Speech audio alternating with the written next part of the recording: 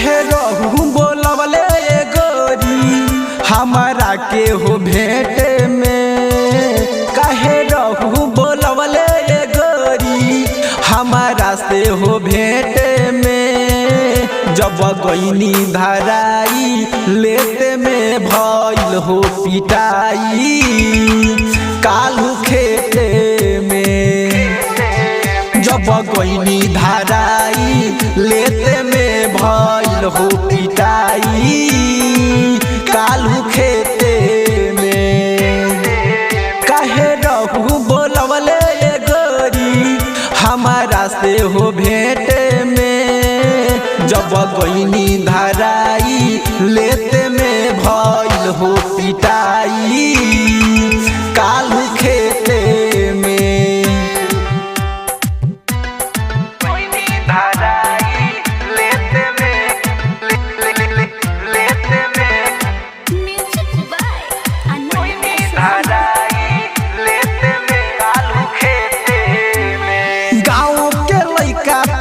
मुहज्जर अरे तोरा माई के प्रणाम कर सरवास्त तोहरा के दिहले हो छोड़।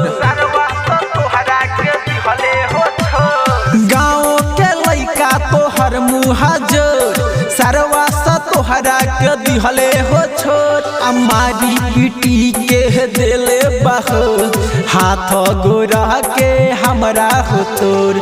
अमारी पिटी के दिले बहो हाथ गोरा के हमरा हो तोर। वीडियो बना के गोरी डलले बाहु नेट में। वीडियो बना के गोरी डलले बाहु नेट में। जब गईनी धराई लेते में भइल हो पिटाई कालू खेते में। जब गईनी धराई लेते में भइल हो पिटाई कालू खेते में।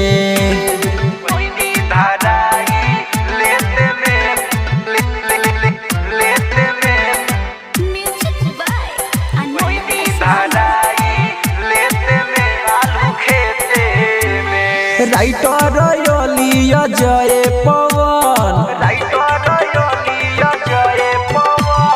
जलवा जी तू संगे कैलस गजन। राइटर योलिया जय पवन जलवा जी तू संगे कैलस गजन। असंतोष दीवाना के जिए के जान तन को कर ताना हो मन। असंतोष दीवाना के जिए के जान तन को कर ताना हो मन। कोनो कसर ना छोड़लस ये गोरी बतिया के हो फेटे में।